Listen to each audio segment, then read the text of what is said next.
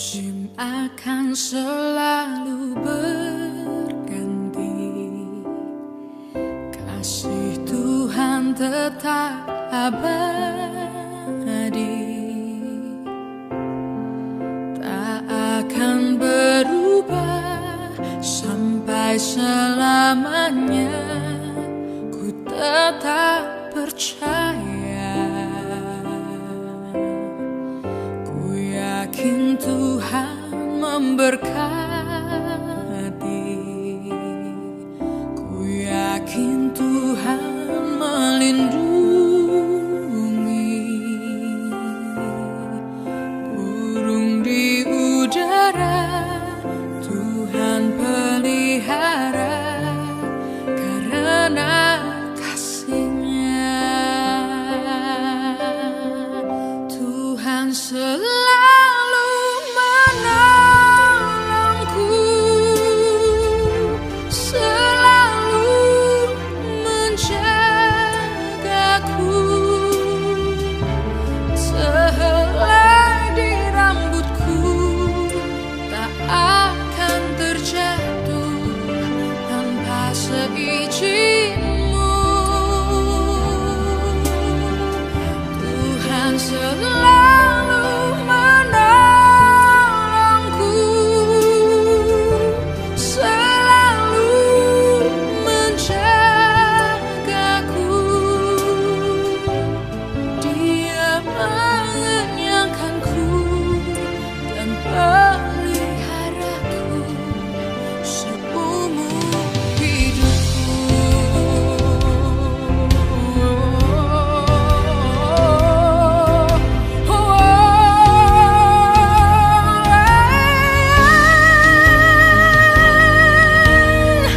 Tuhan selalu menolongku, selalu menjagaku. Sehelai di rambutku tak akan terjatuh tanpa seizin-Mu. Tuhan selalu menolongku, selalu menjagaku. Dia mengenyangkanku dan peliharaku seumur hidupku. Dia mengenyangkanku dan peliharaku seumur hidupku. Mari Bapak Ibu semua kita berdoa terlebih dahulu. Terima kasih Tuhan Yesus, kami hari ini akan mendengarkan firman-Mu. Biar firman-Mu bisa kami mengerti, kami pahami, dan kami jalankan dalam kehidupan kami. Biar Engkau membuka hati kami, pikiran kami, agar kami bisa menerima firman-Mu Tuhan. Dan firman-Mu ini menjadi firman yang menguatkan bagi kami, firman yang membuat kami berhasil dan membuat kami hidup dalam kebenaran Allah. Terima kasih Tuhan Yesus. Kami akan mendengarkan firman-Mu. Di dalam nama Tuhan Yesus kami sudah berdoa. Haleluya. Amin. Selamat pagi Bapak Ibu semua. Pagi hari ini Minggu tanggal 25 Juli 2021, kita akan bicara tentang hidup kebenaran yang ketiga, yaitu amini dan imani. Kita tahu bahwa kondisi saat ini merupakan hal yang berat bagi kita semua.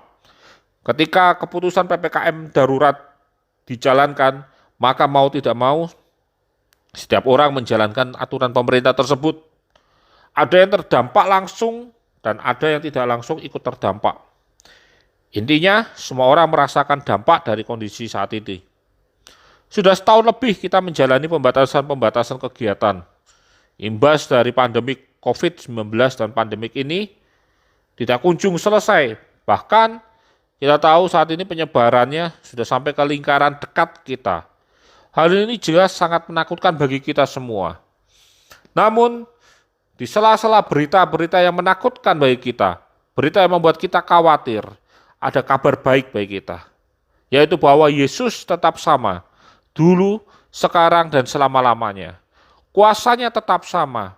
Kuasa firman-Nya tetap sama bagi kita. Bagi kita yang hidup dalam kebenaran firman Tuhan. Kuasa firman Tuhan itu menguatkan kita. Roma 1 ayat 16 berkata, sebab aku mempunyai keyakinan yang kokoh dalam Injil. Karena Injil ada kekuatan Allah yang menyelamatkan setiap orang percaya. Yang pertama-tama orang Yahudi, tetapi juga orang Yunani. Kekuatan Allah menyelamatkan kita. Kekuatan Allah memampukan kita melewati setiap masalah dalam kehidupan kita. Hari ini kita akan belajar dua kunci agar firman Tuhan menjadi kekuatan yang menyelamatkan dalam kehidupan kita. Yaitu dua hal, amini dan imani. Mengamini firman Tuhan dan mengimani firman Tuhan.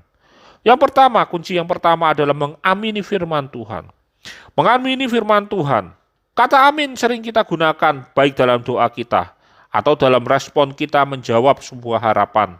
Kita mengamini firman Tuhan yang diberikan kepada kita. Mengamini firman Tuhan berarti kita meyakini atau kita memiliki keyakinan yang kokoh terhadap firman Tuhan. Hal itu berarti kata amin tidak sekedar penutup doa saja. Kata amin memiliki dua arti. Yang pertama adalah kita percaya. Percaya ini menjadi bukti bahwa kita yakin terhadap apa yang kita minta dan kita yakin kepada siapa kita meminta.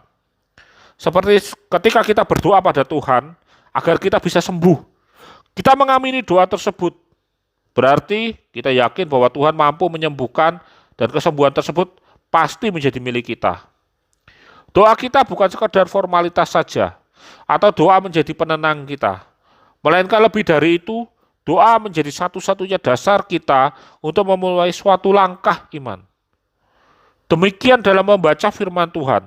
Kita mengamini firman Tuhan, berarti kita percaya setiap firman Tuhan yang diberikan kepada kita. Berulang kali, saya mengingatkan bahwa firman Tuhan yang kita baca dan kita terima bukan firman Tuhan yang setengah-setengah. Itu merupakan Injil sepenuh yang artinya firman Tuhan yang kita terima mengikat kita antara satu ayat dengan ayat yang lain dan berarti menghilangkan satu ayat atau satu pasal yang tidak kita sukai, maka firman tersebut tidak akan menjadi kekuatan bagi kita. Itulah arti dari Injil sepenuh. Bentuk dan bukti bahwa kita percaya terhadap firman Tuhan adalah ketika kita melakukan firman tersebut dengan sepenuh hati. Artinya kita tidak melangkah dalam keraguan, namun kita melangkah dalam iman kita. Arti kata amin yang kedua, berarti bahwa biarlah kehendak Tuhan yang jadi.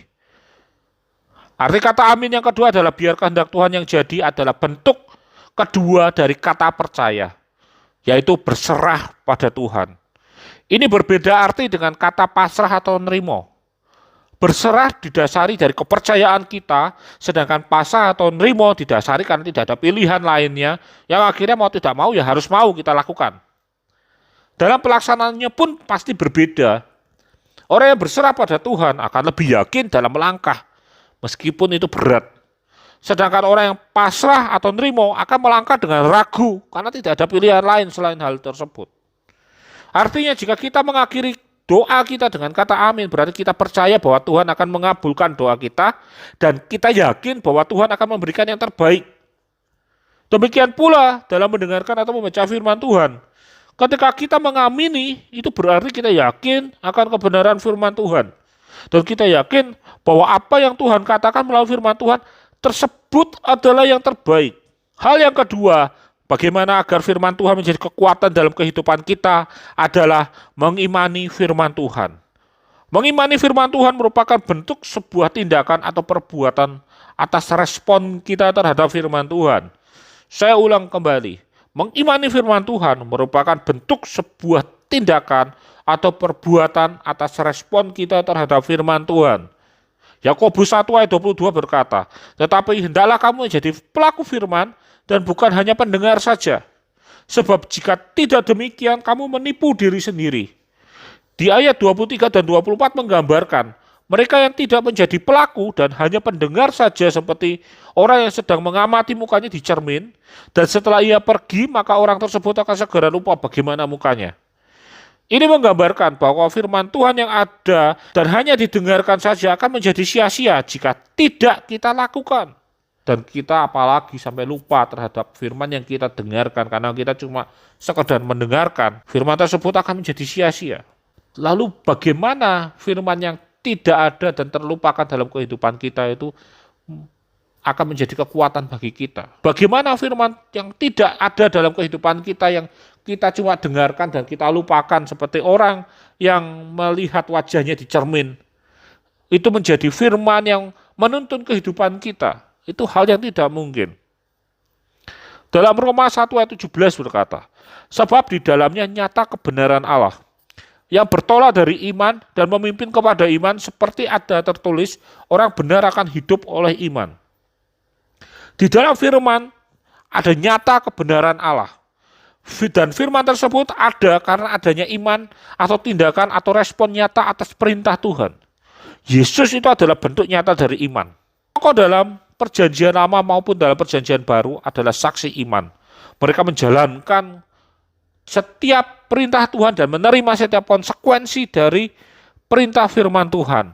Dan mereka dibenarkan oleh karena iman mereka. Firman Tuhan yang turun atas mereka menjadi dasar mereka kemudian untuk melangkah. Dalam Yakobus 1 ayat 3-4 berkata, sebab kamu tahu bahwa ujian terhadap imanmu itu menghasilkan ketekunan. Kita bisa melihat yang diuji itu bukan hanya sekedar diri kita, tapi iman kita. Ujian terhadap imanmu. Ayat 4 berkata, dan biarkanlah ketekunan itu memperoleh buah yang matang, supaya kamu menjadi sempurna dan utuh dan tak kekurangan suatu apapun. Ketika iman yang diuji itu menghasilkan buah, dan buah itu adalah sebuah ketekunan. Ketekunan itu juga akan menghasilkan satu buah yang jelas, dan ketekunan itu menghasilkan buah yang sempurna. Iman kita yang akan menentukan apakah kita akan memenangkan pertandingan hidup kita atau tidak.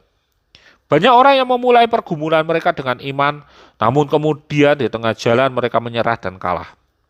Bukan karena mereka tidak mampu, namun karena mereka kehilangan iman tersebut.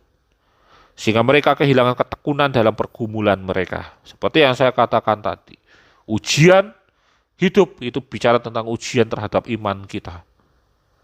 Dan iman kita ini yang menentukan apakah kita mampu memenangkan pertandingan atau tidak.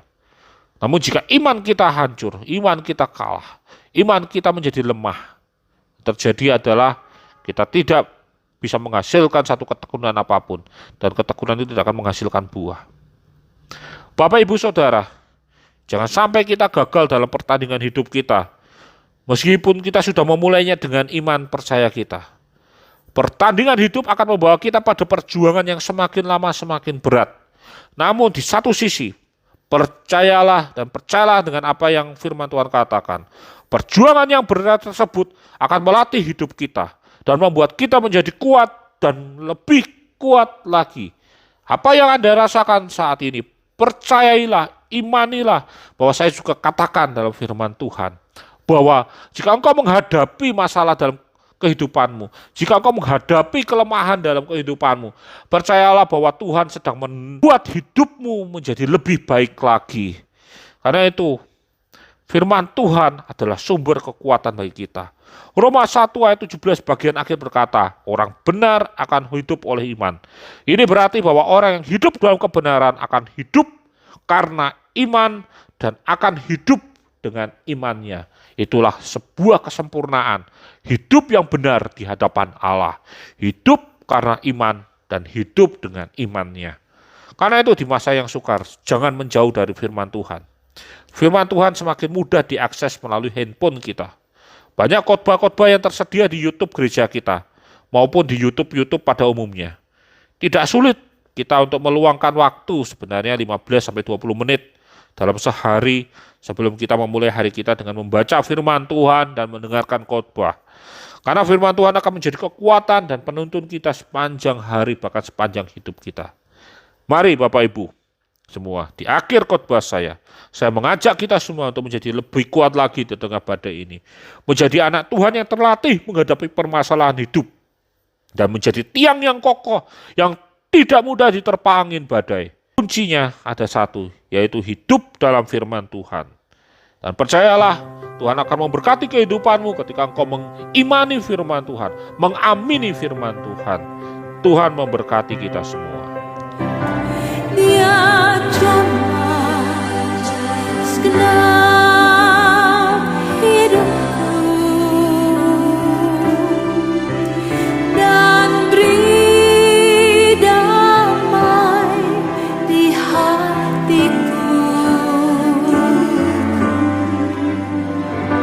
Semua berubah dan aku tahu Yesus jamah ku jadi baru.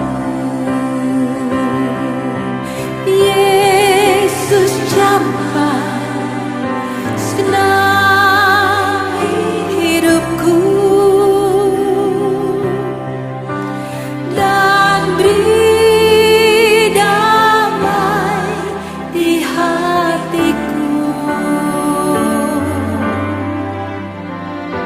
Semua telah berubah dan aku tahu Yesus jamah ku jadi baru.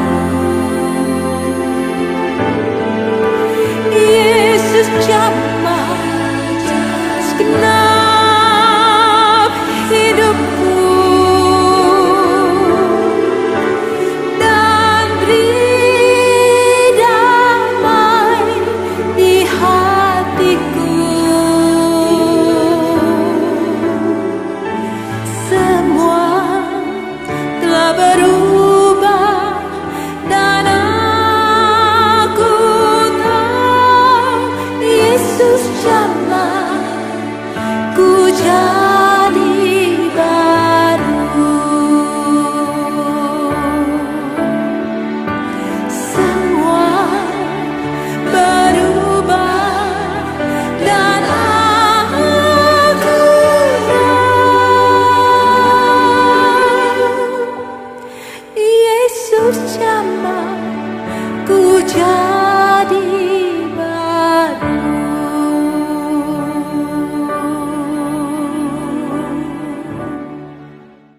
Kita sudah mendengarkan firman Tuhan. Mari Bapak Ibu semua kita bersatu dalam doa. Terima kasih Tuhan Yesus, pada pagi hari ini kami bersyukur kami sudah mendengarkan firman-Mu. Biarlah firman-Mu ini Tuhan mampu kami amini dan kami imani, sehingga kami hidup dalam kekuatan Allah. Kekuatan Allah itu membuat kami menjadi lebih kuat dalam menghadapi setiap masalah. Kami percaya Tuhan Kau akan memberkati kehidupan kami, memampukan kami, memberikan kami kesehatan, kekuatan, memagari kami dengan Roh Kudus-Mu, sehingga kami Engkau jauhkan dari virus corona, sakit, penyakit, dan mara bahaya. Engkau berkati setiap pekerjaan kami, ladang kami. Engkau berkati setiap keluarga kami, setiap sanak saudara kami, memberkati kami semua, memberkati sekolah anak-anak kami, memberkati setiap kehidupan kami, setiap sendi kehidupan kami Engkau berkati dengan limpah, berkati dengan kuasa Roh Kudus-Mu Tuhan, sehingga kami hidup dalam pimpinan-Mu Tuhan. Terima kasih Bapa, kami bersyukur kami masih bisa mendengarkan firman-Mu dengan baik, meskipun secara online. Kami percaya Tuhan, Engkau akan memperbaiki kehidupan kami. Engkau akan menyembuhkan Indonesia ini, sehingga virus corona pandemik ini bisa berakhir, berhenti, dan kami bisa menikmati lagi kebebasan untuk beribadah bersama-Mu. Terima kasih Tuhan Yesus. Kami serahkan kehidupan kami dalam tangan-Mu. Biarlah damai sejahtera Allah tinggal tetap dalam kehidupan kami, mulai hari ini sampai dengan selama-lamanya. Di dalam nama Tuhan Yesus kami sudah berdoa. Haleluya. Amin.